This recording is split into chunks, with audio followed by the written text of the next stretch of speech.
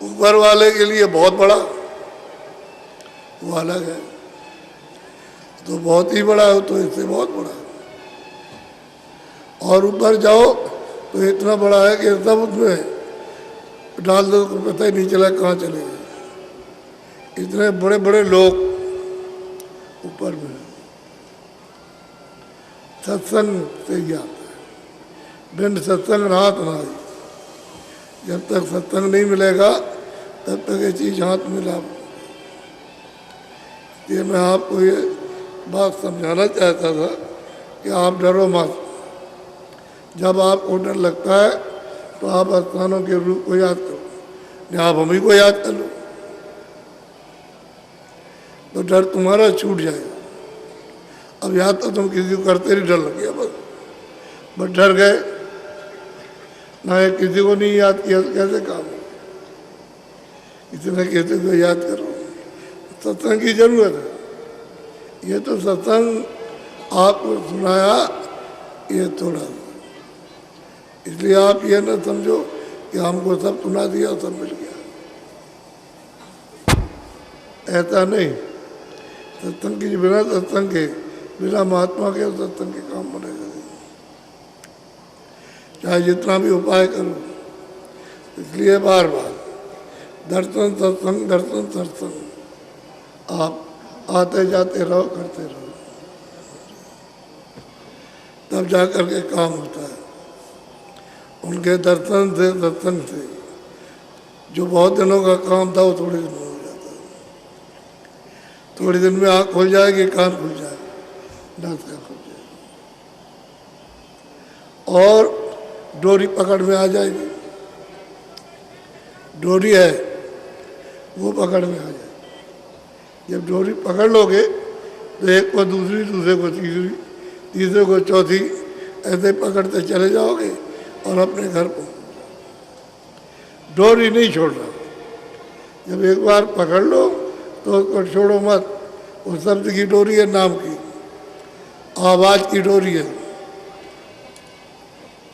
उसको पकड़ लो और बस जब वो खींचे तो चले जाओ, खुशी से छोड़ो नहीं। खींचेगी और आप डरे और इधर का कुछ लगा हुआ तो छोड़ देगी।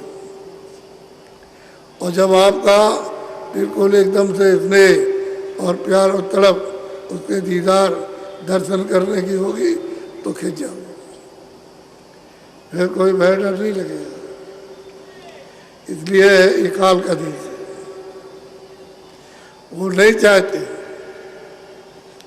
कि तुम वहाँ से कहीं चले जाओ।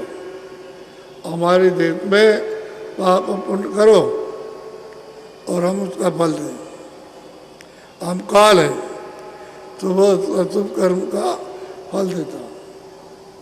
ये करो और फिर उसका फल मिले और फिर उसकी सजा मिले। अब उनको मौका देना है क्योंकि उन्होंने वादा किया था कि अपने शरीर में तुम रास्ता देना, इसको रोकना नहीं तो रोकेंगे। लेकिन तुम अपनी इच्छा से, अपनी तमन्ना से, मोह ममता से इसमें रोकते हो तो फंस जाओगे, फिर रास्ता छूट जाएगा। ऐसे तो रास्ता छूटा, नाम को पकड़े हुए थे और जब आप इसमें फंसे तो धीरे छूटा, फिर पकड़ा, फिर छूटा, फिर पकड़ा, छूट गया। आवाज़ छूट गई, घंटा और तंग छूट गया। जो सुन रहे थे पकड़ के चढ़ रहे थे अब बंद हो। और फिर जब आपने यहाँ बोझा पाप उन कर्मों का लाद लिया तो आँख बंद हो गई और कान बंद हो गए, दोनों बंद हो गए। अब दोनों खुलते नहीं तो न तुम देख सकते हो और न सुन सकते हो, न सुन सकते कुछ नहीं। इसलिए सत्संग की जरूरत है, सत्संग जरूर करो। हम लोग कहीं भी अपना सुमरन ध्यान भजन करें, लेकिन जैसे ही याद आ गई कि अभी चलो फौरन दर्शन करने के लिए सत्संग के लिए पहुँच गए। एक दिन रहे, 2 दिन, इस तरह से बराबर आते हो जाते रहो तो काम हो जाएगा। आना जाना बंद, यादगार सब भूल गए। इतने पूजा करते हो, पहले हमको कुछ याद ही नहीं रहा, फिर क्या होगा? ऐसा पकड़ो कि बच्चा छूट जाए, बच्ची छूट जाए, पति पत्नी धन दौलत छूट जाए, लेकिन वो न छूटे। तब तो तुम्हारा इसलिए लगन है, चाह है, तड़प है, और जब छूट गया तो तुम उसको चाहते ही नहीं। दूसरा आदमी जबरदस्ती जखेल करके आपको ले चले तो कब तक चलोगे? आपकी इच्छा ही नहीं। जैसे उससे अलग हटे वैसे बंद हो गया और जारी रखा। हम ये जानते हैं कि 5 बजे का समापन रखा,